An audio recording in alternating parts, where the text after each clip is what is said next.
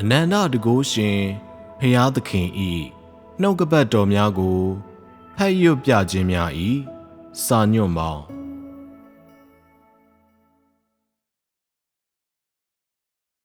ဖျားသခင်၏အမှုတော်ဖျားသခင်၏စိတ်သဘောထားနှင့်ဖျားသခင်ကိုယ်တော်တိုင်နှင့်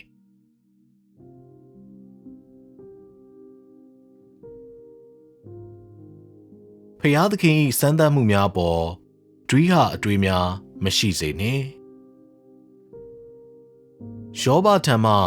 သက်သေခံချက်ကိုရပြီးနောက်သူ၏စမ်းသပ်မှုများပြီးဆုံးသည့်နောက်တွင်ယောဘကဲ့သို့သောလူများပါဝင်သည့်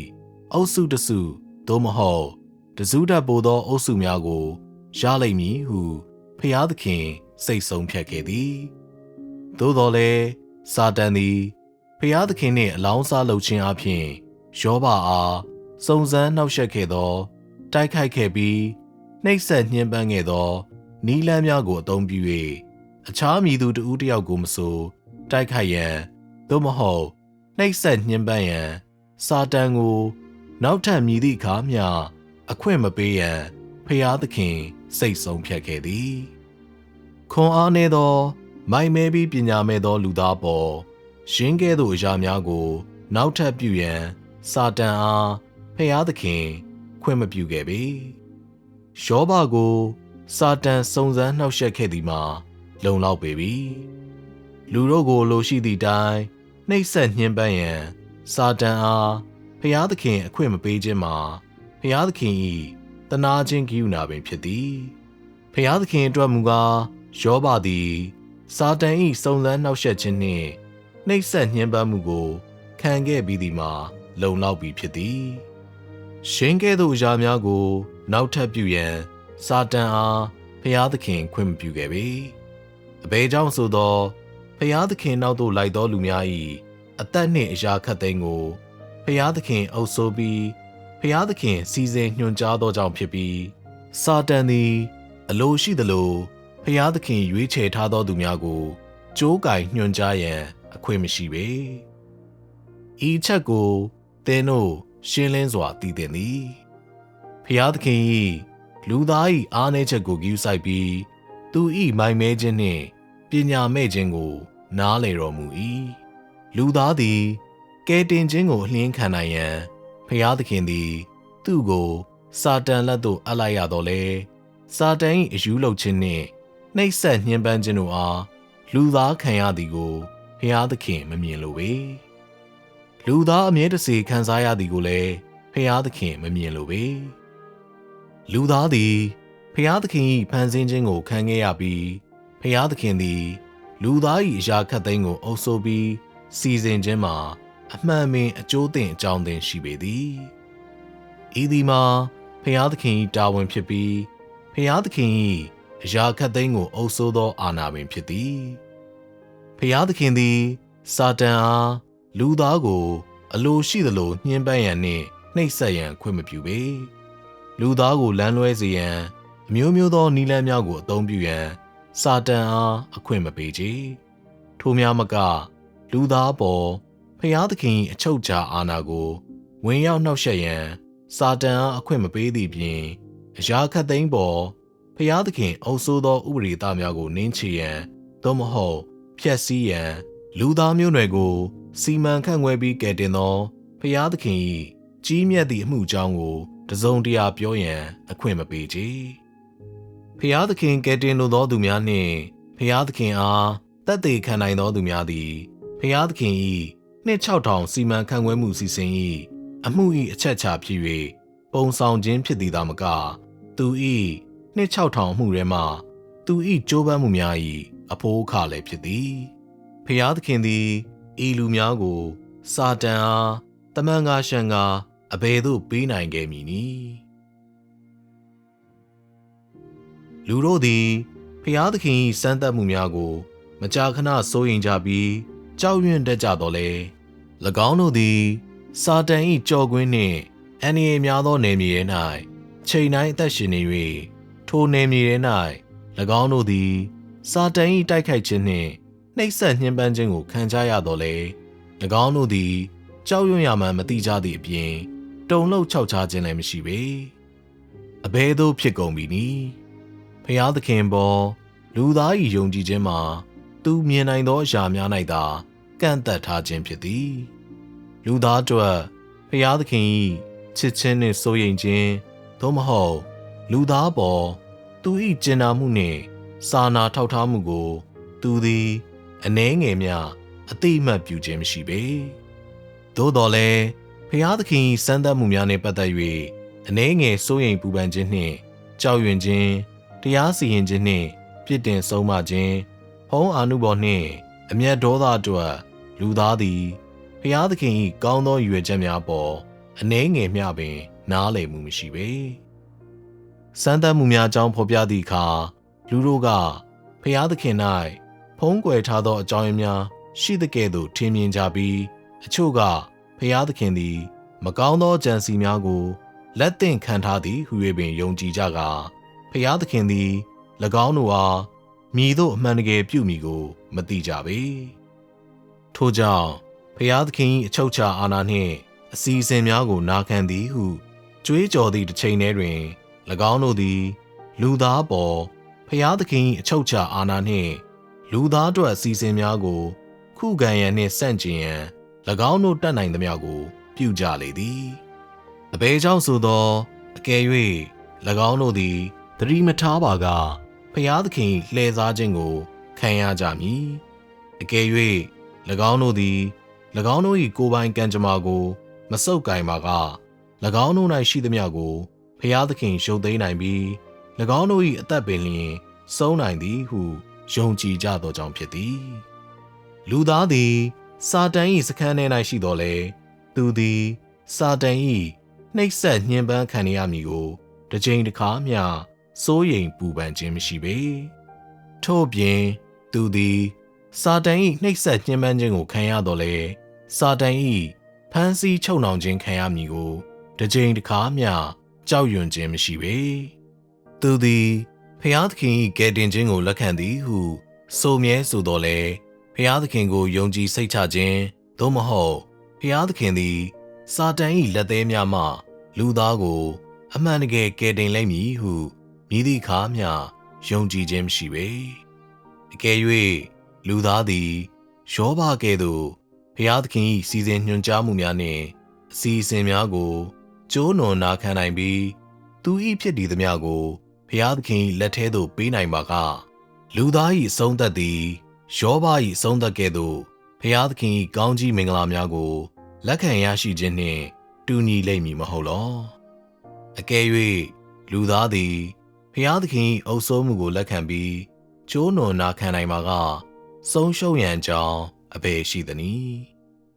ထို့ကြောင့်သင်တို့အားသင်တို့၏လှုပ်ဆောင်မှုများ၌သတိပြုရန်နှင့်သင်တို့အပေါ်ရောက်လူစေဖြစ်သောအရာခတ်သိမ်းပေါ်သတိရှိရန်ငါအကြံပြုသည်မစေမခြင်းသို့မဟုတ်စိတ်လိုက်မှန်ပါမပြုကြနှင့်ထို့ပြင်ဖျားသခင်နှင့်လူများအကြောင်းကိစ္စများသင်အတွက်စီစဉ်ပြီးသောအရာများပေါ်သင်၏ပူသောသွေးသို့မဟုတ်သင်၏သဘာဝဖြစ်ခြင်းသို့မဟုတ်သင်၏စိတ်ကူးများနှင့်အယူဆများပေါ်မူတည်ကမဆက်ဆံနှင့်သင်တို့သည်ဖျားသခင်၏အမျက်ဒေါသအားလှုံ့ဆော်ပေးခြင်းကိုရှောင်ရှားရန်သင်တို့၏လှုပ်ဆောင်မှုများ၌သတိရှိရမည်ဖြစ်ပြီးဆုတောင်းကပို၍ရှာဖွေရမည်ဖြစ်သည်ဤအရာကိုမှတ်သားလော့ဆက်လက်၍စမ်းသပ်မှုများပြီးနောက်ယောဘသည်မြေကဲ့သို့ဖြစ်ခဲ့ကြောင်းငါတို့ကြည့်ကြမည်ငါစမ်းသပ်မှုများနောက်ပိုင်းမှယောဘအခန်းကြီး42အခန်းငယ်9မှ9ထို့သို့ယေဟောဝါကယောဘကိုဤစကားများမိန့်တော်မူပြီးလျှင်တေမန်လူမျိုးအေလိဖတ်အားယေဟောဝါကသင်နှင့်သင်၏မိတ်ဆွေနှစ်ဦးတို့တစ်ဖက်၌ငါသည်အမျက်ထွက်၏အဘယ်ကြောင့်ဆိုသောငါကျွန်ယောဘကဲ့သို့သင်တို့သည်ငါအကြောင်းကိုမှန်ကန်စွာပြောဆိုခြင်းမရှိကြတို့ဖြစ်၍ယခုသင်တို့နှင့်အတူနွားထီး9ကောင်နှင့်သိုး9ကောင်ကိုယူ၍ငါကျွန်ယောဘထံသို့သွားပြီးလျှင်ကိုအဖို့မီးရှို့ရာရစ်ကိုပူဇော်ကြလော့ ငါဤကျွန်ယောဘသည်သင်တို့ဖို့စူတောင်းပတနာပြုရလိမ့်မည်ငါသည်သူ့အတွက်ကြောင့်လက်ခံမည်သင်တို့သည်ငါကျွန်ယောဘကဲ့သို့ငါအကြောင်းမှန်သောအရာကိုမပြောကြသည့်အကြောင်းကြောင့်ငါသည်သင်တို့၏မိုင်မဲခြင်းနှင့်ပတ်သက်၍ရိုက်နှက်ဆုံးမမည်ကိုစိုးရိမ်စရာရှိ၏ဟုမိန့်တော်မူ၏ထို့ကြောင့်တေမန်လူမျိုးအေလိဖတ်နှင့်ရှုအာလူမျိုးဘီဒတ်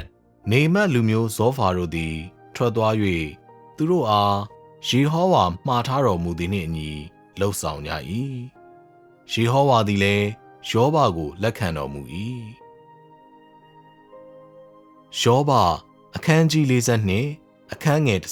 30ယောဘသည်မိမိအဆွေတို့ဖို့စူတောင်းပတနာပြုသောအခါယေဟောဝါသည်သူခံရသောဒုက္ခကိုလွတ်ငြိမ်းစေခဲ့ပြီးယခင်ကသူပိုင်ဆိုင်ခဲ့သမျှဥစ္စာ၏နှစ်ဆကိုယေဟောဝါပေးတော်မူ၏ယောဘအခန်းကြီး42အခန်းငယ်12ထို့သောသူသည်သိုး14000ကလအုပ်6000နှင့်နရှင်း1000နှင့်မြီးမ1000တို့ကိုရခဲ့သောကြောင့်ယေဟောဝါသည်ယောဘ၏အစအဦးထက်နောက်ပိုင်းအဆုံးသက်ကိုတာ၍ကောင်းကြီးပေးတော်မူလေသည်ယောဘအခန်းကြီး42အခန်းငယ်19အသက်ကြီးရင်၍နေ့ရက်ကာလနှင့်ကျွဲဝသောအနိစ္စရောက်လေ၏ဖျားသခင်ကိုကြောက်ရွံ့၍မကောင်းမှုရှောင်သောသူများကိုဖျားသခင်အမျက်တနိုးသဘောထားတော်လဲမိုင်မဲသောသူများကိုအရေးမပါသူများဟု၍ဖျားသခင်မြင်၏ယောဘအခန်းကြီး42အခန်းငယ်9မှ9တွင်ဖျားသခင်ကယောဘသည်သူ၏အစေခံဖြစ်ကြောင်းဆိုထားသည်အစေခံဟုသောဝါဟာရကိုသူအသုံးပြု၍ယောဘအားရည်ညွှန်းခြင်းမှာသူ၏စိတ်နှလုံးထဲ၌ယောဘ၏အရေးပါပုံကိုထင်ရှားစွာပြခြင်းဖြစ်သည်ဖျားသခင်သည်ယောဘအားပို၍တန်မိုးထားသောတစုံတစ်ခုဟု၍မခေါ်ခဲ့တော်လဲဤအမည်နာမသည်ဖျားသခင်၏စိတ်နှလုံးတွင်ယောဘ၏အရေးပါခြင်းနှင့်ဆက်ဆက်မှုမရှိခဲ့ပေဤနေရာမှအစေခံမှာယောဘအတွက်ဖျားသခင်ပေးသောချစ်စနိုးအမည်ဖြစ်သည်ငါကျွန်ယောဘဟု၍ဖျားသခင်၏ကျိန်ပန်များစွာရည်ညွှန်းချက်များကသူသည်ယောဘအပေါ်မြည်မြကျေနပ်အားရခဲ့ကြောင်းကိုပြပြီးအစေခံဟုသောစကားလုံးနောက်ွယ်မှအဓိပ္ပာယ်ကိုဖျားသခင်မပြောခဲ့တော့လေအစေခံဟုသောစကားလုံးအတွက်ဖျားသခင်၏အနက်အဓိပ္ပာယ်ကိုတမန်ကျမ်းထဲရှိဤကျမ်းပိုက်မှသူ၏နှုတ်ကပတ်တော်များမှမြင်နိုင်ပါသည်တေမန်မျိုးသားအေလိဖတ်အားဖျားသခင်ကသင်နှင့်သင်၏အဆွေခင်မွန်းနှစ်ယောက်ကိုငါအမျက်ထွက်၏အကြောင်းမူကားငါကျွန်ယောဘသည်ငါအကြောင်းအရာတို့ကိုဟုတ်မှန်စွာပြောသကဲ့သို့သင်တို့သည်မပြောဟု၍ဥစွာဆိုခဲ့သည်ဤနှုတ်ကပတ်တော်များမှာယောဘသည်ဖျားသခင်၏စမ်းသပ်မှုများကိုခံပြီးနောက်ယောဘပြောခဲ့သမျှနှင့်ပြုခဲ့သမျှတို့ကိုသူလက်ခံကြောင်းပထမဆုံးကြိမ်လူတို့အားဖျားသခင်ပွင့်ပွင့်လင်းလင်းပြောခဲ့ခြင်းဖြစ်ပြီးယောဘပြုခဲ့ပြီးသမျှနှင့်ပြောခဲ့ပြီးသမျှ၏တိကျမှုနှင့်မှန်ကန်မှုကိုပထမဆုံးကြိမ်ပွင့်ပွင့်လင်းလင်းသူအတည်ပြုခဲ့ခြင်းဖြစ်သည်ဖျားသခင်သည်အေလိဖတ်နှင့်အခြားသူများအား၎င်းတို့၏မဟုတ်မှန်သောအဓိပ္ပာယ်မရှိသောအပြောကြောင့်အမျက်ထွက်ခဲ့သည်အဘယ်ကြောင့်ဆိုသော၎င်းတို့သည်ယောဘကဲ့သို့ဖျားသခင်၏ပုံသဏ္ဍာန်ကိုမမြင်နိုင်ခြင်းသို့မဟုတ်၎င်းတို့၏အသက်တာများထဲ၌သူပြောခဲ့သောနှုတ်ကပတ်တော်များကိုမကြားနိုင်ခြင်းကြောင့်ဖြစ်တော်လဲယောဘသည်ဖျားသခင်ကြောင့်ရှင်းကဲ့သို့တိကျမှန်ကန်သောအသိရှိခဲ့သည်တစ်ဖက်တွင်၎င်းတို့မှာဖျားသခင်ကြောင့်ကိုမြက်ကန်းသဖွယ်မှန်းဆနိုင်ခဲ့ပြီးဖျားသခင်၏အလိုကိုထိပါနှောက်ယှက်ကာ၎င်းတို့ပြုခဲ့သမျှတွင်သူ၏စိတ်ရှည်ခြင်းကိုကဲဆန်းခဲ့ကြသည်အကျိုးဆက်အနေဖြင့်ယောဘပြုခဲ့သမျှနှင့်ပြောခဲ့သမျှကိုလက်ခံသည့်တစ်ချိန်တည်းတွင်ဖျားသခင်သည်အခြားသူများပေါ်အမျက်ထွက်လာခဲ့သည်အဘယ်ကြောင့်ဆိုသော၎င်းတို့ထဲ၌သူသည်ဖျားသခင်ကိုတစုံတရာအမှန်ကြောက်ရွံ့မှုကိုမမြင်နိုင်ခဲ့သည့်ပြင် ၎င်းတို့ပြောခဲ့သောအရာတွေတွင်ဖျားသခင်ကိုကြောက်ရွံ့ခြင်းအကြောင်းတစုံတရာကိုမျှမကြားခဲ့သောကြောင့်ဖြစ်သည်ထို့ကြောင့်ဖျားသခင်က၎င်းတို့အားဆက်လက်၍ဤသို့တောင်းဆိုလေသည်သို့ဖြစ်၍နတ်ထီးခုနှစ်ကောင်နှင့်သိုးထီးခုနှစ်ကောင်တို့ကိုယူပြီးလျှင်ငါကျွန်ယောဘထံသို့သွား၍မိမိတို့မိရှို့ရာရစ်ကိုပူဇော်ကြလော့ငါကျွန်ယောဘသည်သင်တို့ဖို့ဆုတောင်းရမည်သူ၏မျက်နှာကိုငါထောက်မည်သင်တို့သည်မပြောသောအပြစ်နှင့်လျောက်ငါစီရင်မည်ဟုမိန့်တော်မူ၏ဤကျမ်းပိုက်တွင်ဖျားသခင်ကအေလိဖတ်နှင့်အခြားသူတို့အား၎င်းတို့၏အပြစ်များမှရွေးနှုတ်မိအရာတစ်စုံတစ်ခုကိုပြုရန်ပြောနေခြင်းဖြစ်သည်အဘယ်ကြောင့်ဆိုသော၎င်းတို့၏မိုင်မဲမှုသည်ယေဟောဝါဖျားသခင်အားပြစ်မှားသည့်အပြစ်တစ်ခုဖြစ်ခဲ့ခြင်းကြောင့်၎င်းတို့သည်၎င်းတို့၏အမှားများကိုကုစားရန်လိုငါမိရှို့ရာရစ်များကိုပူဇော်ခဲ့ကြရသည်မိရှို့ရာရစ်များမှာရေဘူးရအားဖြင့်ဖျားသခင်ထံပူဇော်ရခြင်းဖြစ်သည်သို့တော်လည်းဤမိရှို့ရာရစ်များ၏တမူထူးခြားသောအရာမှာထိုရစ်များကိုယောဘအားပူဇော်ခဲ့ခြင်းပင်ဖြစ်သည်ယောဘသည်စမ်းသပ်မှုများကိုခံရစဉ်ကာလအတွင်းဖျားသခင်ကိုတတ်သိခံခဲ့ခြင်းကြောင့်သူ့ကိုဖျားသခင်အတိအမှတ်ပြုလက်ခံခဲ့သည်ထိုစဉ်ယောဘ၏ဤမိတ်ဆွေများကိုသူစမ်းသပ်မှုများကိုခံရသည့်ကာလအတွင်းထုတ်ဖော်ခဲ့သည်၎င်းတို့၏မိုင်မဲမှုကြောင့်၎င်းတို့သည်ဖျားသခင်၏ရှုတ်ချခြင်းကိုခံခဲ့ရသည်ထို့အပြင်၎င်းတို့သည်ဖျားသခင်၏အမျက်ဒေါသကိုလှုံ့ဆော်ခဲ့ပြီးဖျားသခင်၏အပြစ်ဒဏ်ပေးခြင်းကိုခံသင့်သည်ယောဘအားမိရှုရာရစ်များကိုပူဇော်၍အပြစ်ဒဏ်ပေးခြင်းကိုခံသင့်သည်ထိုသို့ပူဇော်ပြီးနောက်၎င်းတို့အပေါ်၌ဖျားသခင်၏အပြစ်ဒဏ်နှင့်အမျက်ဒေါသပပျောက်စေရန်ယောဘဆုတောင်းခဲ့သည်ဖျားသခင်၏ရွယ်ချက်မှာ၎င်းတို့ကိုအရှက်ရစေရန်ဖြစ်သည်အဘယ်ကြောင့်ဆိုသော၎င်းတို့သည်ဖျားသခင်ကိုကြောက်ရွံ့ပြီးမကောင်းမှုကိုရှောင်သောလူများမဟုတ်သည့်ပြင်၎င်းတို့သည်ယောဘ၏တည်ကြည်မှုကိုပြစ်တင်ဝေဖန်ခဲ့ခြင်းကြောင့်ဖြစ်သည်တစ်ဖက်တွင်ဖျားသခင်သည်၎င်းတို့၏လုပ်ရက်များကိုလက်မခံတော့လဲယောဘကိုလွန်စွာအတိအမှတ်ပြုလက်ခံပြီးကျေနပ်အားရကြောင်း၎င်းတို့အားပြောနေခဲ့ခြင်းဖြစ်သည်အခြားတစ်ဖက်တွင်ဖျားသခင်၏အတိအမှတ်ပြုလက်ခံခြင်းကိုခံရခြင်းသည်ဖျားသခင်၏ရှေ့သို့လူသားကိုမြင့်တင်ပေးကြောင်းလူသားသည်သူ၏မိုင်မဲမှုကြောင့်ဖျားသခင်၏ဆက်ဆုပ်ယွန်ရှာခြင်းကိုခံရကြောင်းမိုင်မဲမှုကြောင့်ဖျားသခင်ကိုပြစ်မှားမိ၍ဖျားသခင်၏အမြင်တွင်အောက်တန်းကျပြီးစိုးညစ်ကြောင်းပြောနေခဲ့ခြင်းဖြစ်သည်ဤသည်တို့မှာလူအမျိုးအစားနှမျိုးကြောင်းဖျားသခင်ပေးခဲ့သောအဓိပ္ပာယ်ဖွင့်ဆိုချက်များဖြစ်သည်၎င်းတို့မှာဤလူမျိုးစားနှမျိုးပေါ်ဖျားသခင်၏သဘောထားများဖြစ်ပြီး၎င်းတို့မှာဤလူမျိုးစားနှမျိုး၏တန်ဖိုးနှင့်အဆင့်တန်းကိုစကားလုံးဖြင့်ဖျားသခင်ထုတ်ဖော်ခြင်းဖြစ်သည်ဖျားသခင်သည်ယောဘအားသူ၏အစေခံဟုခေါ်ခဲ့တော်လဲဖျားသခင်၏အမြင်တွင်ဤအစေခံမှာချစ်လှစွာသောသူဖြစ်ခဲ့ပြီးအခြားသူများအတွက်ဆုတောင်းပေးရန်နှင့်၎င်းတို့၏အမှားများကိုခွင့်လွှတ်ရန်အခွင့်အာဏာပေးအပ်ခံခဲ့ရသောသူဖြစ်သည်ဤအစေခံသည်ဖျားသခင်နှင့်ဓာတ်ရိုက်စကားပြောနိုင်ပြီးဖျားသခင်ရှိသို့ဓာတ်ရိုက်လာရောက်နိုင်ခဲ့သည်သူ၏အရိုက်ရာသည်အခြားသူများ၏အရိုက်ရာထက်ပို၍မြင့်ပြီးပို၍ဂုဏ်သရေရှိခဲ့သည်ဤသည်မှာဖျားသခင်ပြောခဲ့သောအစေခံဟူသောစကားလုံး၏စစ်မှန်သောအဓိပ္ပာယ်ဖြစ်သည်ယောဘသည်ဖျားသခင်ပေါ်သူ၏ကြောက်ရွံ့ခြင်းနှင့်မကောင်းမှုကိုရှောင်ခြင်းကြောင့်ဤအထူးဂုဏ်သရေကိုပေးအပ်ခြင်းကိုခံခဲ့ရပြီးအခြားသူများကိုဖျားသခင်ကအစေခံများဟူ၍မခေါ်ခဲ့သည့်အကြောင်းရင်းမှာ၎င်းတို့သည်ဖျားသခင်ကိုကြောက်ရွံ့ခြင်းနှင့်မကောင်းမှုကိုရှောင်ခြင်းမရှိခဲ့သောကြောင့်ဖြစ်သည်ထင်ထင်ရှားရှားကွဲပြားသောဖျားသခင်၏ဤသဘောထားနှမျိုးမှာလူအမျိုးအစားနှမျိုးပေါ်ထားသောသူ၏သဘောထားများဖြစ်သည်ဖျားသခင်ကိုကြောက်ရွံ့ပြီးမကောင်းမှုကိုရှောင်သောသူများသည်ဖျားသခင်၏အတိအမှတ်ပြုလက်ခံခြင်းနှင့်သူ၏အမြင်တွင်မျက်နှိုးအပ်သည်ဟုမြင်ခြင်းကိုခံရစဉ်တွင်ဖျားသခင်ကို ကြောက်ရွံ့ခြင်းမရှိသည့်ပြင်မကောင်းမှုကိုရှောင်နိုင်စွမ်းမရှိသည့်မိုင်မဲသောသူများနှင့်ဖျားသခင်၏မျက်နှာသာကိုမရနိုင်သောသူများမူကားဖျားသခင်၏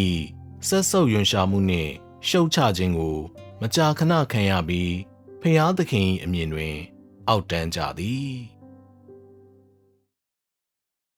ရှောဘအပေါ်ဖျားသခင်အာဏာအနှင်သည်ရှောဘသည်သူ၏မိတ်ဆွေများအတွက်ဆုတောင်းပေးခဲ့ပြီးနောက်ရှောဘ၏ဆုတောင်းချက်များကြောင့်ဖျားသခင်သည်၎င်းတို့၏မိုင်မဲမှုနှင့်တင့်လျော်သည်နှင့်ညီ၎င်းတို့အားအရေးယူခဲ့ခြင်းမရှိပေ၎င်းတို့အားသူအပြစ်ဒဏ်ပေးခြင်းသို့မဟုတ်၎င်းတို့ပေါ်တစုံတရာဒဏ်ခတ်ခြင်းမပြုခဲ့ပေအဘယ်ကြောင့်နည်းအဘယ်ကြောင့်ဆိုသော၎င်းတို့အတွက်ဖျားသခင်၏အစေခံရှောဘ၏ဆုတောင်းချက်များသည်သူ၏နားသို့ရောက်ခဲ့သည်ဖျားသခင်သည်ရှောဘ၏ဆုတောင်းချက်များကိုလက်ခံခဲ့ခြင်းကြောင့်၎င်းတို့အားခွင့်လွှတ်ခဲ့ခြင်းဖြစ်သည်ထို့ပြင်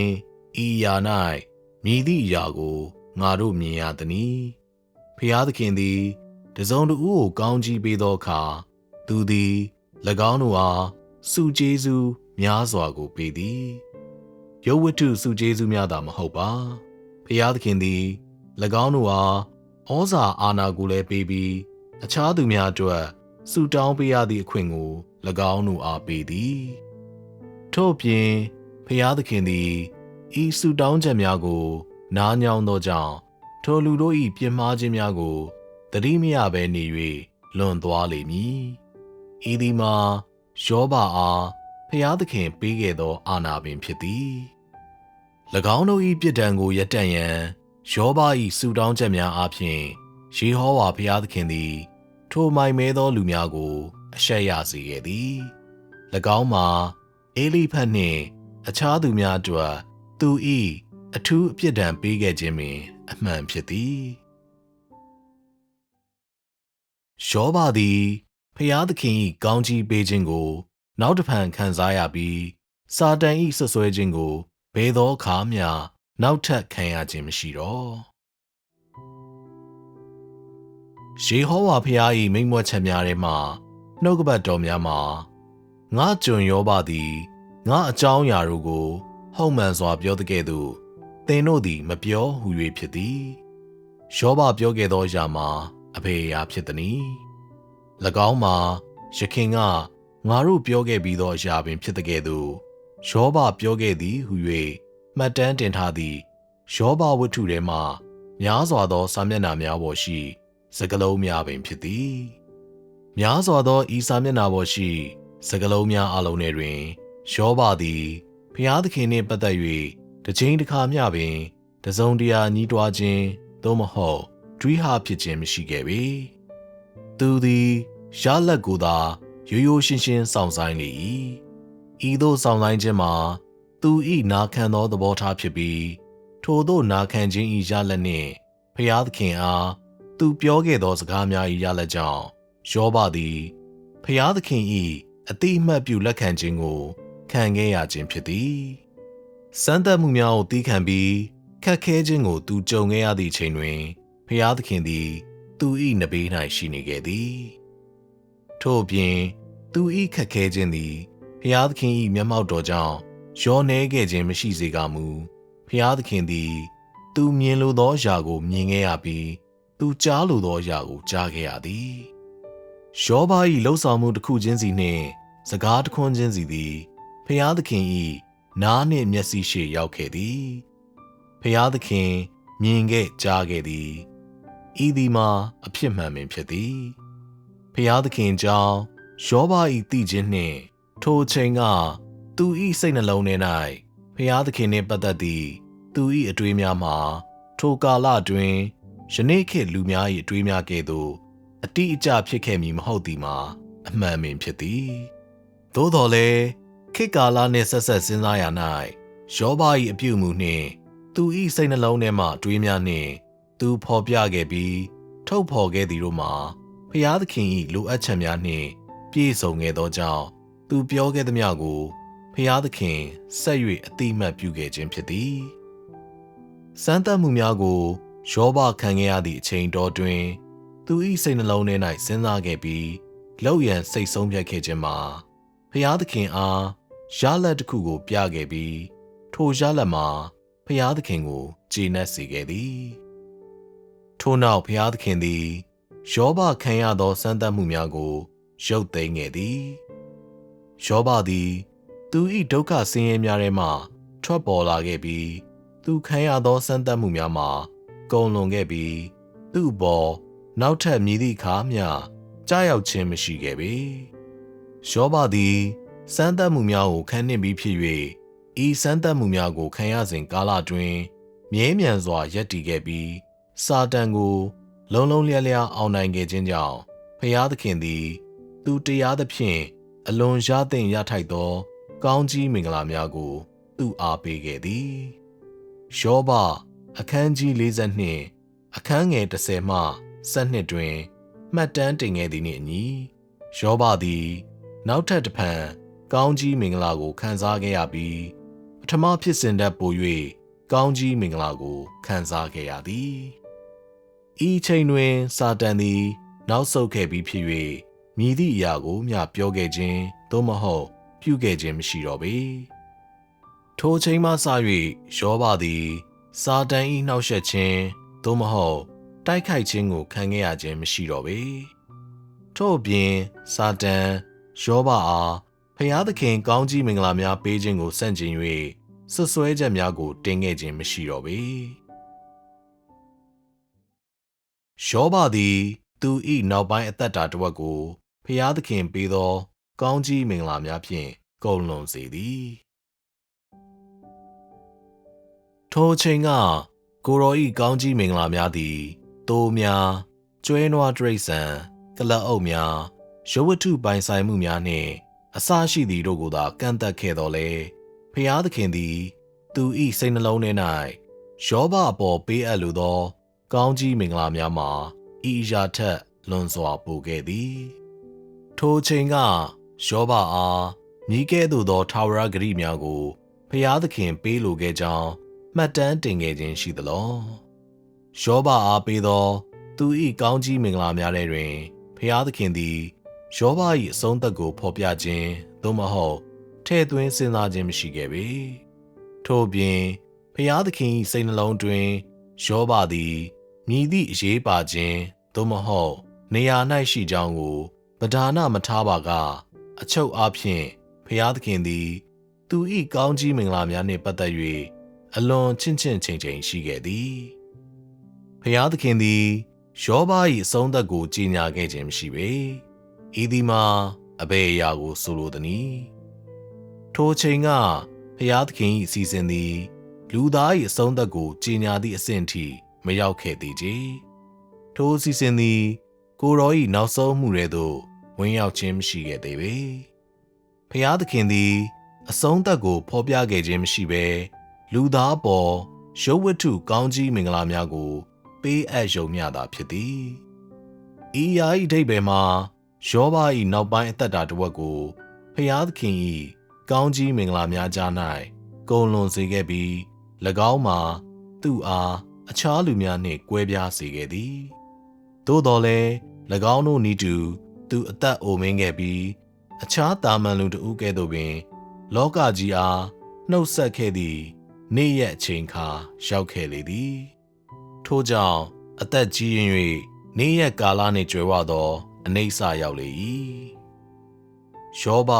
အခန်းကြီး42အခန်းငယ်18ဟု၍မှတ်တမ်းတင်ထားခြင်းဖြစ်သည်ဤနေရာတွင်နေ့ရက်ကာလနှင့်ကြွယ်ဝသောအနိစ္စရောက်လေ၏ဟုသောအဓိပ္ပာယ်မှာအဘယ်နည်းလူတို့၏အဆုံးသက်ကိုဖျားသခင်မကြေညာမီခေတ်တွင်ဖျားသခင်သည်ယောဘအတွက်လူသက်တမ်းတစ်ခုကိုသတ်မှတ်ပေးခဲ့ပြီးထိုသက်တမ်းစေသည့်အခါသူသည်ယောဘအားဤလောကထဲမှသဘာဝလျောက်ထွက်ခွာစေခဲ့သည်ယောဘဒုတိယအကြိမ်ကောင်းကြီးမင်္ဂလာခံစားခဲ့ရသည့်အချိန်မှသူသေဆုံးချိန်ထိဖျားသခင်သည်နောက်ထပ်အခက်အခဲတစ်စုံတရာကိုထပ်ထည့်ခဲ့ခြင်းမရှိပေဖျားသခင်အတွက်မူကားယောဘ၏သေခြင်းမှာသဘာဝပင်ဖြစ်ပြီးရှောင်လွဲ၍လည်းမရပေ ၎င်းမှာအလွန်ပုံမှန်ဖြစ်သောအရာတစ်စုံတစ်ခုပင်ဖြစ်ခဲ့သည်၎င်းမှာတရားစီရင်ခြင်းနှင့်ပြစ်ဒဏ်ခတ်ခြင်းမဟုတ်ခဲ့ပေရှောဘသည်သူအသက်ရှင်စဉ်ဖျားသခင်ကိုကိုးကွယ်ပြီးကြောက်ရွံ့ခဲ့သည်သူသေဆုံးပြီးနောက်မြည်သည့်အဆုံးသတ်မျိုးသူရခဲ့ကြောင်းနှင့်ဆက်လျင်း၍ဖျားသခင်သည်တစုံတရာကိုမပြောခဲ့သည့်ပြင်၎င်းအကြောင်းကိုလည်းတစုံတရာမှတ်ချက်ပေးခြင်းမပြုခဲ့ပေဖျားသခင်ပြောသောအရာနှင့်ပြုသောအရာတို့တွင်ပြင်းပြသည့်တင်းတင်းလျောက်ပတ်သောသဘောတရားရှိပြီးသူ၏နှုတ်ကပတ်တော်များနှင့်လှုပ်ဆောင်မှုများ၏အကြောင်းအရာနှင့်နိယာမများသည်သူအမှု၏အစဉ်နှင့်သူအလုပ်လုပ်နေသောခေတ်ကာလနှင့်ညီဖြစ်သည်ယောဘကဲ့သို့တစုံတစ်ဦး၏မြည်ကဲ့သို့အဆုံးသတ်မျိုးသည်ဖျားသခင်၏စိတ်နှလုံးထဲ၌ရှိခဲ့သည်။ဖျားသခင်သည်သူ၏စိတ်နှလုံးထဲတွင်ဆုံးဖြတ်ချက်တစ်စုံတရာကိုချမှတ်ခဲ့ပြီးဖြစ်သလော။သူချမှတ်ခဲ့ပြီးသည်မှာသေချာလေစွာ။လူသားသည်ဤအရာကိုမသိခြင်းသာဖြစ်လေ၏။လူသားကိုဖျားသခင်သည်မပြောပြလိုတကယ်သို့လူသားကိုပြောပြရန်ရွေချက်တစ်စုံတရာမရှိခဲ့ပေ။ထို့ကြောင့်တမန်ငါရှန်ကပြောမည်ဆိုပါကယောဘသည်နေ့ရက်ကာလစေသောသေဆုံးခဲ့ပြီး၎င်းမှာယောဘ၏အသက်တာပင်ဖြစ်လေသည်ယောဘ၏ဘဝတစ်လျှောက်လုံးတွင်သူအသက်ရှင်နေထိုင်ခဲ့သည့်တန်ဖိုးယောဘသည်တန်ဖိုးရှိသောအသက်တာတစ်ခုဖြင့်သက်ရှင်ခဲ့သလောရှင်းတန်ဖိုးမှာအဘယ်၌ရှိခဲ့သနည်းသူသည်တန်မိုးရှိသောတတ္တာတစ်ခုဖြင့်အသက်ရှင်ခဲ့သည်ဟုအဘယ်ကြောင့်ဆိုခဲ့သနည်းလူသားအတွက်သူ၏တန်မိုးမှာအဘယ်အရာဖြစ်ခဲ့သနည်းလူသား၏ရှုထောင့်မှကြည့်ပါကစာတန်နှင့်လောကလူများ၏ရှေ့တွင်ဘုရားသခင်အားထူးကဲသောသက်သေခံချက်တစ်ခုကိုသက်သေခံရ၌သူသည်ဘုရားသခင်ကယ်တင်ရန်အလိုရှိသောလူသားမျိုးနွယ်ကိုကိုးစားပြုခဲ့သည်သူသည်ဖျားသခင်၏ဖန်ဆင်းခံတဦးဖြည့်ဆည်းတင်သောတာဝန်ကိုဖြည့်ဆည်းခဲ့ပြီးဖျားသခင်ကယ်တင်ရန်လိုရှိသောသူအလုံးတို့စံတစ်ခုချမှတ်၍နမူနာတစ်ခုဖြစ်အသက်ရှင်ခဲ့ပြီးဖျားသခင်ကိုအမိပြုခြင်းအပြင်စာတန်ကိုအောင်နိုင်ရန်အပြည့်အဝဖြစ်နိုင်ကြောင်းကိုလူတို့အားမြင်စေသည်ထို့အပြင်ဖျားသခင်အတွက်သူ၏တန်ဖိုးမှာအဘယ်အရာဖြစ်ခဲ့သနည်းဖျားသခင်အတွက်မူကားယောဘအသက်တာ၏တန်ဖိုးမှာဖျားသခင်ကိုကြောက်ရွံ့နိုင်စွမ်းကိုးကွယ်နိုင်စွမ်းဖျားသခင်၏လှုပ်ဆောင်ချက်များကိုသက်သေခံနိုင်စွမ်းနှင့်ချီးမွမ်းနိုင်စွမ်းဖျားသခင်အားစိတ်ချမ်းသာမှုနှင့်ဝမ်းမြောက်စရာတစ်စုံတစ်ခုကိုဆောင်ယူလာနိုင်စွမ်း၌တည်ရှိခဲ့သည်ဖျားသခင်အတွက်မူကားယောဘအသက်တာ၏တန်ဖိုးမှာယောဘသည်သူမသေဆုံးမီစမ်းသပ်မှုများကိုမြည်သို့ခံစားပြီးစာတန်ပေါ်အောင်နိုင်ခဲ့၍စာတန်နှင့်လောကလူတို့၏ရှေ့၌ဖျားသခင်အားထူးကဲသောသက်သေခံချက်ကိုသက်သေခံနိုင်ခြင်းလူသားမျိုးနွယ်အလယ်၌ဖျားသခင်ကိုဖုံးထင်ရှားစေခြင်းဖျားသခင်၏စိတ်နှလုံးကိုနှစ်သိမ့်ခြင်းနှင့်ဖျားသခင်၏စိတ်အားထက်သန်သောစိတ်နှလုံးကို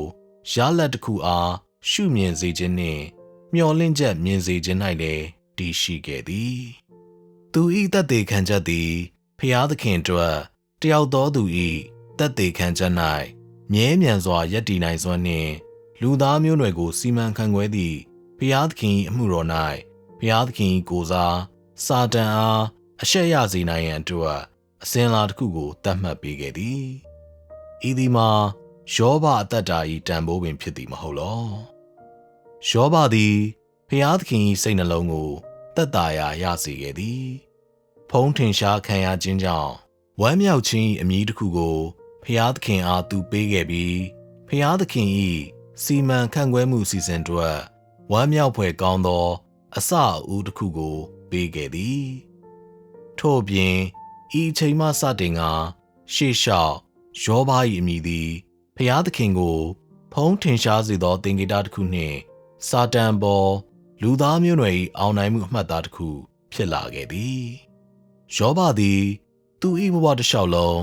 အသက်ရှင်နေထိုင်ခဲ့သည့်အရာနှင့်စာတန်ပေါ် သူဤထူးခြားသောအောင်နိုင်မှုကိုဖျားသခင်သည်အစဉ်မျက်နှိုးမည်ဖြစ်၍သူဤစုံလင်ခြင်းဖြောင့်မတ်ခြင်းနှင့်ဖျားသခင်ကိုကြောက်ရွံ့ခြင်းကိုနောင်လာမည့်မျိုးဆက်များကအမွန်အမြတ်ထား၍အတုယူကြလိမ့်မည်ဖြစ်သည်သူသည်အပြစ်အနာအစာကင်း၍တောက်ပသောပလဲလုံးတစ်လုံးကဲ့သို့ဖျားသခင်၏အစဉ်ချစ်ခင်မျက်နှိုးခြင်းကိုခံရမည်ဖြစ်ပြီးသူသည်လူသား၏တန်မိုးထားရန်လည်းထိုက်တန်ပေသည်ပညတ်တော်ခေတ်တွင်ဖျားသခင်၏အမှုတော်ကိုဆက်လက်၍ကြည်ကြပါစို့ဂါကြီးပညတ်တော်ခေတ်၏စီရင်ချက်များပညတ်တော်10ပါးရှစ်ပလင်တည်ခြင်းဆိုင်ရာတရားနုများအစေခံများအပေါ်ဆက်ဆံခြင်းဆိုင်ရာစီရင်ချက်များခိုးမှုနှင့်အယောပေးခြင်းဆိုင်ရာစီရင်ချက်များဥပုသ်နှင့်သတ်မှတ်၍3 ကြိမ်ပွဲလုပ်ခြင်းဥပုသ်နှင့်ဆိုင်ရာစီရင်ချက်များပူဇော်တက္ကာများဆိုင်ရာစီရင်ချက်များမိရှို့ရာရစ်များဘောဇဉ်ပူဇော်တက္ကာများမိတ္တဟာယရစ်များအပြစ်ဖြေရာရစ်များဒုစရိုက်ဖြေရာရစ်များရှစ်ဘရောဟိတ်များပူဇော်တက္ကာစက္ကပ်ခြင်းဆိုင်ရာစီရင်ချက်များအာယုန်နှင့်သူဤသားများလိုက်နိုင်ရန်စီရင်ထားခြင်းရှစ်ဘရောဟိတ်များဤမိရှို့ရာရစ်များရှစ်ဘရောဟိတ်များဤဘောဇဉ်ပူဇော်တက္ကာများရှစ်ဘရောဟိတ်များဤအပြစ်ဖြေရာရစ်များရှစ်ဘရောဟိတ်များဤဒုစရိုက်ဖြေရာရစ်များရှစ်ဘရောဟိတ်များဤမိတ္တဟာယရစ်များရှစ်ဘရောဟိတ်များပူဇော်တက္ကာမှီဝဲခြင်းဆိုင်ရာစီရင်ချက်များစင်ကြယ်သောတိရစ္ဆာန်များနှင့်မစင်ကြယ်သောတိရစ္ဆာန်များစားနိုင်သောအကောင်များနှင့်မစားအပ်သည့်အကောင်များတားဖွာပြီးသောအမျိုးသမီးများကိုစင်ကြယ်စေခြင်းဆိုင်ရာစီရင်ချက်များနူနာဆွဲခြင်းကိုစစ်ဆေးခြင်းဆိုင်ရာစံများနူနာပျောက်ကင်းသောသူများနှင့်ဆိုင်သောစီရင်ချက်များမစင်ကြယ်သောအိမ်များကိုစင်ကြယ်စေခြင်းဆိုင်ရာစီရင်ချက်များပုံမှန်မဟုတ်သောရိနာဆွဲသောသူများနှင့်ဆိုင်သောစီရင်ချက်များတစ်နှစ်တစ်ကြိမ်ကျင်းပရမည့်အပြစ်ဖြေရာနေ့ကျွဲနွားတရိတ်ဆန်နှင့်သိုးများကိုတပ်ဖြတ်ခြင်းဆိုင်ရာစီရင်ထုံးဖွဲ့ချက်များတပါးမျိုးသားများ၏ဆက်ဆုပ်ဖွယ်သောအလေးထားများနောက်သို့လိုက်ခြင်းပေါ်တားမြစ်ချက်သွေးရင်းဆက်ရှက်မှုမကျူးလွန်ခြင်းနှင့်အစရှိသဖြင့်လူမျိုးတော်လိုက်နာရမည့်စီရင်ချက်များသင်တို့၏ဖျားသခင်ငါယေဟောဝါသည်တန်ရှင်းသောကြောင့်သင်တို့လည်းတန်ရှင်းကြရမည်မိမိတို့၏သားသမီးများကိုမောလုတ်ဖျားအားပူဇော်သောသူများကိုကွပ်မျက်ခြင်းသူ့မယားကိုပြစ်မှားသောအပြစ်ကိုအပြစ်ပေးခြင်းဆိုင်ရာစီရင်ချက်များယစ်ဘရောဟိတ်များလိုက်နာရမည်စီရင်ထုံးဖွဲ့ချက်များ၎င်းတို့၏နေ့စဉ်အပြုမူဆိုင်ရာစီရင်ထုံးဖွဲ့ချက်များတန်ရှင်းသောအရာများကိုစားသုံးခြင်းဆိုင်ရာစီရင်ထုံးဖွဲ့ချက်များရစ်ပူဇော်ခြင်းဆိုင်ရာစီရင်ထုံးဖွဲ့ချက်များနှင့်အစရှိသဖြင့်ကျင်းပရမည့်ပွဲများဥပုသ်နေ့ပတ္တခါပင်တေကုတ်တေအပြစ်ဖြေရာနေ့နှင့်အစရှိသဖြင့်အခြားသောစီရင်ချက်များမိခုံများကိုမိထွန်းခြင်းယူဘီလာနှင့်မြေကိုရွေးနှုတ်ခြင်းသစ္စာဂတိပြုခြင်းဆယ်ဘို့တစ်ဘို့ပေးခြင်းနှင့်အစရှိသဖြင့်ပြည့်ညတ်တော်ခေတ်၏စီရင်ချက်များမှာဖျားသခင်သည်လူသားမျိုးနွယ်အားလုံးကိုဥဆောင်လမ်းပြခြင်း၏စစ်မှန်သောသက်သေများဖြစ်သည်သင်တို့သည်ပြည့်ညတ်ခေတ်၏ဤစီရင်ချက်များနှင့်အခြေခံသဘောတရားများကိုဖတ်ခဲ့ပြီးပြီမဟုတ်သလောဤစီရင်ချက်များသည်ကျေပြန့်သောမျိုးစားကိုခြုံငုံမိပါ၏လောအထမဦးစွာ၎င်းတို့သည်ပြည့်ညတ်တော်10ပါးကိုခြုံငုံထားသည်ထို့နောက်တွင်ရစ်ပလင်များတီပုံနှင့်အစရှိသည်တို့အတွက်စီရင်ချက်များကိုခြုံငုံထားသည်ဤသည်တို့နောက်တွင်ဥပုသ်နှင့်ဆောင်ထိန်ခြင်းနှင့်ပွဲသုံးခုကျင်းပခြင်းတို့အတွက်စီရင်ချက်များကလိုက်လာပြီးထို့နောက်တွင်ပူဇော်တက္ကာများအတွက်စီရင်ချက်များဖြစ်သည်ပူဇော်တက္ကာများအမျိုးအစားမည်များကိုသင်တို့မြင်ခဲ့သလောမိရှို့ရာရစ်များဘောဇဉ်ပူဇော်တက္ကာများ မိတ္တဟာယရစ်များအပြစ်ဖြေရာရစ်များစသည်တို့ရှိသည်၎င်းတို့နောက်တွင်ရစ်ဘရောဟိတ်များ၏မိရှုရာရစ်များနှင့်ဘောဇဉ်ပူဇော်တက္ကာများနှင့်အခြားသောပူဇော်တက္ကာအမျိုးအစားများအပါအဝင်ရစ်ဘရောဟိတ်များ၏ပူဇော်တက္ကာများအတွက်စီရင်ချက်များဖြစ်ကြသည်အဋ္ဌမမြောက်စီရင်ချက်များမှာရစ်ဘရောဟိတ်များအနေဖြင့်ပူဇော်တက္ကာများကိုစားသုံးခြင်းနှင့်သက်ဆိုင်သောစီရင်ချက်များဖြစ်သည်ထို့နောက်တွင်လူတို့၏အသက်တာများထဲ၌လိုက်နာသင့်သောစီရင်ချက်များရှိသည်စားအပ်သောသို့မဟုတ်မစားအပ်သောအရာနှင့်သက်ဆိုင်သောတားဖွားပြီးသောမျိုးသမီးများကိုစင်ကြယ်စေခြင်းနှင့်သက်ဆိုင်သောစီရင်ချက်များနှင့်နူနာပျောက်ကင်းသောသူများနှင့်သက်ဆိုင်သောစီရင်ချက်များစသဖြင့်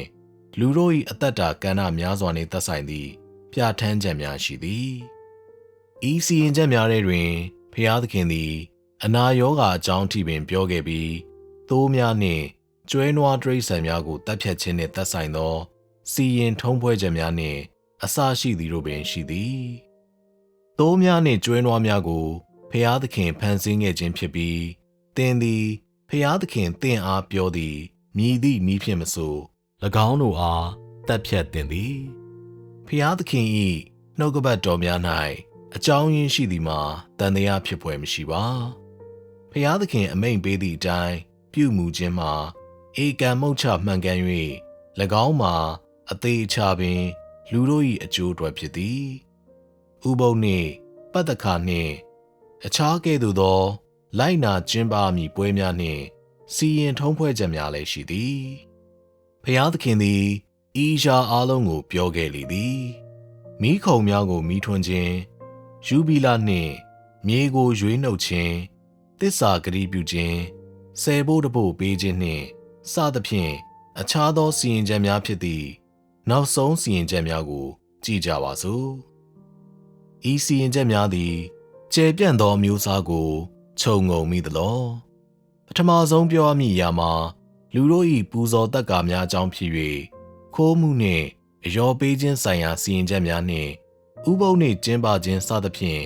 အသက်တာ၏အသေးစိတ်အချက်လက်တစ်ခုချင်းစီပါဝင်သည်တနည်းအားဖြင့်ဆိုသောဖျားသခင်သည်သူ၏စီမံခန့်ခွဲမှုစီစဉ်၏တရားဝင်အလုပ်ကိုစတင်ခဲ့သည့်အခါသူသည်လူသားလိုက်နာရမည့်စီရင်ချက်များစွာကိုချမှတ်ခဲ့ခြင်းဖြစ်သည်ဤစီရင်ချက်များမှာလူသားကိုကမ္ဘာမြေကြီးပေါ်တွင်လူသား၏တာမန်အသက်တာဖြင့်အသက်ရှင်ခွင့်ပေးရန်ဖြစ်၍ယင်းမှာဖျားသခင်နှင့်သူ၏လမ်းပြမှုအောက်မှခွဲထုတ်၍မရသောလူသား၏တာမန်အသက်တာဖြစ်သည်ဖျားသခင်သည်လူသားကိုရစ်ပလင်များပြုလုပ်ပုံရစ်ပလင်များမြည်ကဲ့သို့တည်ပုံကိုဥစွာပြောပြခဲ့သည်ထို့နောက်တွင်သူသည်လူသားအားပူဇော်တက္ကာများကိုပူဇော်ပုံကိုပြောပြခဲ့ပြီးလူသားသည်အသက်တာထဲ၌မြည်သည်တို့ကိုအာယုံစိုက်ရမည်မြည်သည်တို့ကိုလိုက်နာရမည်မြည်သည်တို့ကိုပြုသင့်သည်မပြုသင့်သည်စသဖြင့်လူသားသည်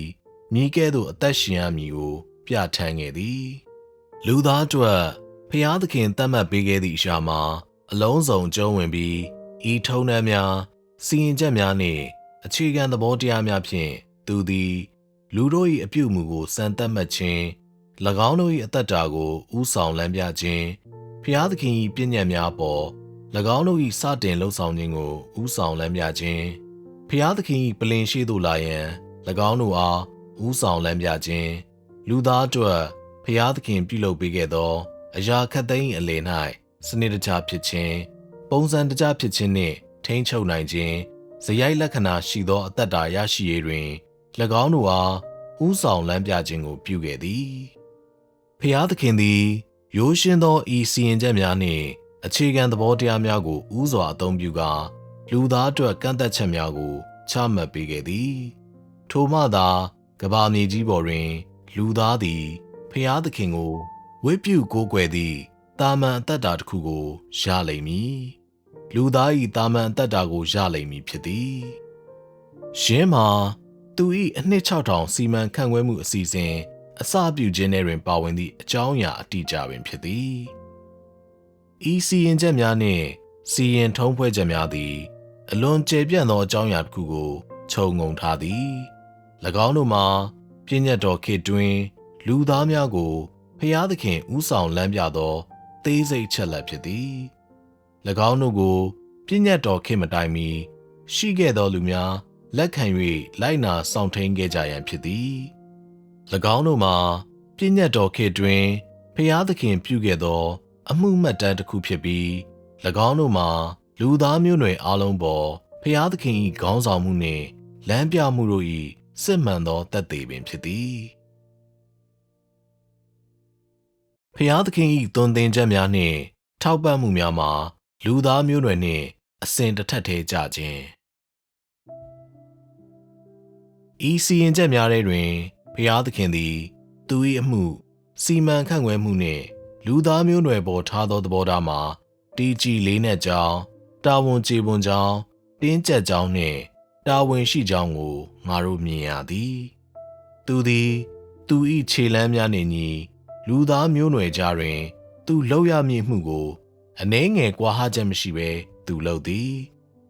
လူသားမျိုးနွယ်အားပြောရမည့်စကားများကိုအနည်းငယ်မှားယွင်းခြင်းသို့မဟုတ်ထိန်ချန်မှုမရှိဘဲသူပြော၍လူသားသည်ဖျားသခင်၏ခေါင်းဆောင်မှုအောက်မှခွဲထုတ်၍မရကြောင်းကိုမြင်စေပြီးဖျားသခင်သည်လူသားမျိုးနွယ်ပေါ်ပြုသမျှပြောသမျှတို့မှာညီမျှပင်အရေးကြီးကြောင်းသူ့ကိုမြင်စေခြင်းဖြစ်သည်လူသားသည်နောင်လာမည့်ခေတ်ကာလတွင်မိကဲ့သို့ဖြစ်မည်ကိုပဓာနမထားပေတိုကျုပ်အားဖြင့်အစအဦးပြည့်ညတ်တော်ခေတ်တွင်ဖျားသခင်သည်ရိုးရှင်းသောဤအရာများကိုလုပ်ခဲ့ခြင်းဖြစ်သည်ဖျားသခင်အတွက်မူကားဖျားသခင်ပေါ်လူတို့၏အယူဆများကမ္ဘာလောကကြီးနှင့်ထိုခေတ်ကာလရှိလူသားမျိုးနွယ်တို့မှာစိတ်ကူးသက်သက်ဖြစ်ပြီးနားလည်ရခက်ခဲခဲ့သည်ထို့အပြင်၎င်းတို့၌သတိရှိသောစိတ်ကူးနှင့်ရည်ရွယ်ချက်အချို့ရှိခဲ့တော်လဲ၎င်းတို့အားလုံးမှာရှင်းလင်းခြင်းနှင့်မှန်ကန်ခြင်းမရှိခဲ့ပေထို့ကြောင့်လူသားမျိုးနွယ်ကိုဖျားသခင်၏သွန်သင်ချက်များနှင့်၎င်းတို့အတွက်ဖြစ်သောထောက်ပံ့မှုများထံမှခွဲထုတ်၍မရနိုင်ခဲ့ခြင်းဖြစ်သည်အစောဆုံးလူသားမျိုးနွယ်သည်မည်သည့်အရာကိုမျှမသိခဲ့ကြပေထို့ကြောင့်ဖျားသခင်သည်လူသားအသက်ရှင်ရန်အတွက်မရှိမဖြစ်လိုအပ်သောဆက်လက်ရှင်သန်မှုနှင့်စီရင်ချက်များနှင့်သက်ဆိုင်သည့်အပေါ်ယံနှင့်အခြေခံအကျဆုံးတရားနုများကိုစတင်သင်ကြားခဲ့ရသည်ဤအရာများကိုလူသား၏စိတ်နှလုံးထဲတွင်နည်းနည်းချင်းစိတ်ဝင်စေပြီးလူသားအားဖျားသခင်ကိုတဖြည်းဖြည်းချင်းသိလာသည့်အသည့်ဖျားသခင်၏ခေါင်းဆောင်မှုကြောင့်တဖြည်းဖြည်းချင်းအတိမတ်ပြုခြင်းသိနားလည်ခြင်းနှင့်ဖျားသခင်နှင့်လူသားကြားရှိဆက်နွယ်မှုအကြောင်းအခြေခံယူဆတစ်ခုကိုနှုတ်ဖြင့်ပြောသောစကားများဖြစ်ခဲ့သည့်ဤစီရင်ချက်များနှင့်ဤစီရင်ထုံးဖွဲ့ချက်များမှတစ်ဆင့်ပေးခဲ့ခြင်းဖြစ်သည်ဤအကျိုးဆက်ကိုရရှိပြီးမှသာဖျားသခင်သည်နောင်တွင်သူလုပ်မည့်အမှုကိုတဖြည်းဖြည်းလုပ်နိုင်ခဲ့ခြင်းဖြစ်သည်ထို့ကြောင့်ဤစီရင်ချက်များနှင့်ပြည့်ညတ်တော်ခေတ်တွင်ဖျားသခင်လုပ်ခဲ့သောအမှုများမှာလူသားမျိုးနွယ်ကိုသူကယ်တင်သောအမှု၏အခြေခံချက်ဖြစ်ပြီးဖျားသခင်၏စီမံခန့်ခွဲမှုအစီအစဉ်ထဲမှပထမဆုံးလုပ်ငန်းအဆင့်ဖြစ်သည်ပြည့်ညတ်တော်ခေတ်၏အမှုမတိုင်မီဖျားသခင်သည်အာဒံအေဝါနှင့်၎င်းတို့၏သားစဉ်မြေးဆက်တို့ကိုစကားပြောခဲ့တော်လဲအဆိုပါအမိန့်များနှင့်သွန်သင်ချက်များမှာလူသားအားတဦးချင်းစီထုတ်ပြန်ရန်နှင့်ဆက်လင်း၍အလွန်စနစ်ကျခြင်းသို့မဟုတ်တိကျခြင်းမရှိခဲ့ပေထို့အပြင်၎င်းတို့ကိုရေးချခဲ့ခြင်းမရှိသည့်အပြင်၎င်းတို့မှာစီရင်ချက်များဖြစ်လာခဲ့ခြင်းလည်းမရှိပေဤအရာမှာအဘယ်ကြောင့်ဆိုတော့ထိုအချိန်ကဖျားသခင်၏အစီအစဉ်မှာထိုအထိမရောက်သေးခြင်းကြောင့်ဖြစ်ခဲ့သည်ဖျားသခင်သည်လူသားကိုဤအဆင့်ထိဥဆောင်ခဲ့ပြီးမှသာလျှင်ပြည့်ညတ်တော်ခေတ်၏ဤစီရင်ချက်များအကြောင်းကိုသူစတင်ကပြောဆိုပြီး၎င်းတို့ကိုလူသားအားစတင်ကလှုပ်ဆောင်စေနိုင်မည်ဖြစ်သည်၎င်းမှာမရှိမဖြစ်လိုအပ်သောလုပ်ငန်းစဉ်တစ်ခုဖြစ်ခဲ့ပြီးရလဒ်မှာကျိန်းသေခဲ့သည်ရိုးရှင်းသောဤထုံးတမ်းများနှင့်စီရင်ချက်များသည်ဖျားသခင်၏စီမံခန့်ခွဲမှုအမှုအဆင့်များနှင့်ဖျားသခင်၏စီမံခန့်ခွဲမှုအစီအစဉ်တွေတွင် ထုတ်ဖော်ခဲ့သောဖျားသခင်၏ဉာဏ်ပညာကိုလူသားအားပြခြင်းဖြစ်သည်ဖျားသခင်သည်သူအားသက်သေခံမည့်လူတစ်စုကိုရနိုင်ရန်သူနှင့်တစိမ့်တဝမ်းနှင့်ဖြစ်သောလူတစ်စုကိုရနိုင်ရန်လို့ငါအစပြုရ၌မည်သည့်အကြောင်းအရာနှင့်နီလန်းကိုအသုံးပြုရမည်ဖြစ်ကြောင်းဆက်ဖြစ်စေရ၌မည်သည့်နီလန်းကိုအသုံးပြုရမည်ဖြစ်ကြောင်းအဆုံးသတ်ရာ၌မည်သည့်နီလန်းကိုအသုံးပြုရမည်ဖြစ်ကြောင်းသိသည်လူသား၏အတွင်း၌ရှိသောအရာလူသား၌မရှိသောအရာလူသားကိုသူမည်သည့်အရာထောက်ပံ့သင့်ကြောင်းလူသားကိုသူမည်ကဲ့သို့ဥဆောင်သင့်ကြောင်းနှင့်လူသားလှုပ်သင့်သောအရာနှင့်မလှုပ်သင့်သောအရာမှာမည်သည့်အရာဖြစ်ကြောင်းကိုသူသိသည်လူသားသည်ရုပ်သေးရုပ်တရုပ်ကဲ့သို့ဖြစ်သည်သူသည်ဖျားသခင်၏အလိုကိုသိနားလည်ခြင်းမရှိခဲ့တော့လေသူသည်ဖျားသခင်၏စီမံခန့်ခွဲမှု၏ဥဆောင်ခြင်းကိုတစ်ဆင့်မိတစ်ဆင့်ယနေ့တိုင်အောင်မခံဘဲမနေနိုင်ခဲ့ပေဖျားသခင်၏စိတ်နှလုံးထဲတွင်သူပြုရမည့်အရာနှင့်ပတ်သက်၍မထင်မရှားဖြစ်ခြင်းမရှိပေသူ၏စိတ်နှလုံးထဲတွင်အလွန်ရှင်းလင်းပြီးထက်မြက်သောအစီအစဉ်တစ်ခုရှိခဲ့ပြီးသူသည်သူကိုယ်တိုင်လှုပ်လိုခဲ့သောမှုကိုသူ၏ခြေလှမ်းများနှင့်သူ၏အစီအစဉ်နှင့်အညီလှုပ်ဆောင်ခဲ့၍အပေါ်ယံဖြစ်ခြင်းမှာ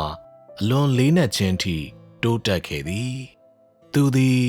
နောက်ပိုင်းလုပ်မည့်အမှုအကြောင်းကိုအရေးအယောင်ပြခဲ့ခြင်းမရှိတော့လေသူ၏နောက်ဆက်တွဲမှုကိုဆက်လက်၍လှုပ်ဆောင်ခဲ့ပြီးသူ၏အစီအစဉ်နှင့်ညီအတိအကျတိုးတက်ခဲ့သည်၎င်းမှာဖျားသခင်၏အရာအလုံးနှင့်ဖြစ်ခြင်း၏တယုတ်တကံတစ်ခုဖြစ်ပြီးဖျားသခင်၏အာဏာလည်းဖြစ်သည်သူ၏စီမံခန့်ခွဲမှုအစီအစဉ်၏မြည်သည့်အဆင့်၌သူလှုပ်ဆောင်နေသည်ကိုပဓာနမထားဘဲသူ၏စိတ်သဘောထားနှင့်သူ၏အနှစ်သာရသည်သူကိုယ်တိုင်ကိုကိုးစားပြုသည်ဤအရာမှာအကျွမ်းမဲ့မှန်ကန်သည်မြည်သည့်ခေတ်ကာလသို့မဟုတ်အမှုအဆင့်ဖြစ်စေဖျားသခင်ချစ်သောမြည်သည့်လူမျိုးစားဖြစ်စေသူဆက်ဆုပ်ရွံရှာသောမြည်သည့်လူမျိုးစားဖြစ်စေပဓာနမထားဘဲသူ၏စိတ်သဘောထားနှင့်သူ၏အရာအလုံးနှင့်ဖြစ်ခြင်းမှန်သမျှသည်မြည်သည့်အခါမျှပြောင်းလဲမည်မဟုတ်ပေပြည့်ညတ်တော်ခေတ်တွင်အလုံးလုံးနေစဉ်ဖျားသခင်ပြဋ္ဌာန်းခဲ့သောဤစီရင်ချက်များနှင့်တရားနုများသည်ယနေ့ခေတ်လူများအတွက်အလွန်ရိုးရှင်းပြီးအပေါ်ယံဆန်သည်ဟုထင်ရတော့လေ၎င်းတို့ကိုနားလည်ရန်နှင့်စွမ်းဆောင်ရန်လွယ်ကူတော့လေယင်းစီရင်ချက်များနှင့်တရားနုများတွင်ဖျားသခင်၏ဉာဏ်ပညာအပြင်သူ၏စိတ်သဘောထားနှင့်သူ၏အရာအလုံးနှင့်ဖြစ်ခြင်းရှိနေစေဖြစ်သည်အဘဲကြောင့်ဆိုသောအပြင်းပန်းအဖြစ်ရိုးရှင်းသောစီရင်ချက်များတွင်လူသားမျိုးနွယ်ပေါ်ဖျားသခင်၏တာဝန်စောင့်ရှောက်မှုနှင့်သူ့အကြံစီများ၏လှပသိမ်မွေ့သောနှစ်သာရကိုဖော်ပြထားပြီးဖျားသခင်သည်အရာခတ်သိမ်းပေါ်အုပ်စိုး၍အရာခတ်သိမ်းကိုသူ၏လက်ဖြင့်ထိန်းချုပ်ထားသည်ဟုသောအမှန်တရားအကြောင်းလူသားကိုစစ်မှန်စွာသဘောပေါက်စေသည်လူသားမျိုးနွယ်သည်အသိပညာမီးမြကိုပိုင်ဆိုင်ပါစေသို့မဟုတ်သူသည်အယူဆများသို့မဟုတ်နတ်နဲမှုများကိုမြည်မြပင်နားလည်ပါစေဖျားအတွက်မူကားဤအရာတစ်ခုမျှလူသားအပေါ်သူဤထောက်ပံ့ခြင်းနှင့်ခေါင်းဆောင်မှုတို့ကိုအစားထိုးနိုင်ခြင်းမရှိပေလူသားမျိုးနွယ်သည်ဖျားသခင်၏ဥဆောင်လမ်းပြမှုနှင့်ဖျားသခင်၏ကိုယ်ပိုင်မှုမှထာဝရခွဲထုတ်၍ရလိမ့်မည်မဟုတ်ပေယင်းမှာလူသားနှင့်ဖျားသခင်ကြားမှခွဲထုတ်၍မရသောဆက်နွယ်မှုဖြစ်သည်ဖျားသခင်သည်သင်အားသူ၏အလိုကိုနားလည်စေရန်ပြည့်ညတ်ချက်တစ်ခုသို့မဟုတ်စီရင်ချက်သို့မဟုတ်တမန်တရားကိုပေးခြင်းကိုပဓာနမထားဘဲသူမြည်သည့်အမှုကိုပြုသည်ဖြစ်စေဖျားသခင်၏ရည်မှန်းချက်မှာလူသားအားလှပသောမနှက်ဖြန်တစ်ခုသို့ဥဆောင်လမ်းပြရန်ဖြစ်သည်ဖျားသခင်မိန့်မွက်ခဲ့သောနှုတ်ကပတ်တော်များနှင့်သူလုပ်သောအမှုနှမျိုးလုံးမှာသူအနှစ်သာရ၏ရှုထောင့်တစ်ခုကိုထုတ်ဖော်ခြင်းဖြစ်ပြီးသူ၏စိတ်သဘောထားနှင့်သူ၏ဉာဏ်ပညာတို့၏ရှုထောင့်တစ်ခုကိုထုတ်ဖော်ခြင်းဖြစ်သည်၎င်းတို့မှာသူ၏စီမံခန့်ခွဲမှုအစီအစဉ်၏ မရှိမဖြစ်သောအဆင့်တစ်ဆင့်ဖြစ်သည်ဤအရာကိုလစ်လျူရှု၍မရပေဖျားသခင်၏အလိုသည်သူပြုလေသမျှ၌တည်ရှိသည်ဖျားသခင်သည်ယုံမှားမိသောဝေဖန်ချက်များကိုမကြောက်ရွံ့သည့်အပြင်သူ၏အကြောင်းနှင့်ပတ်သက်၍လူသား၏အယူဆများသို့မဟုတ်အတွေးခေါ်တစ်စုံတစ်ရာကိုစိုးရိမ်ပူပန်ခြင်းလည်းမရှိပေသူ၏အမှုကိုသူလုပ်ယုံမျှသာဖြစ်ပြီးသူ၏စီမံခန့်ခွဲမှုကိုလူပုဂ္ဂိုလ်ကိစ္စရပ်သို့မဟုတ်အရာဝတ္ထုတစ်စုံတစ်ခု၏ဘောင်ခတ်ခြင်းကိုမခံဘဲသူ၏စီမံခန့်ခွဲမှုအစီအစဉ်နှင့်ညီဆက်လုပ်မည်ဖြစ်သည်ကောင်းပါပြီယနေ့အတွက်ဤမျှပင်ဖြစ်သည်နောက်တစ်ကြိမ်ပြန်တွေ့ကြစို့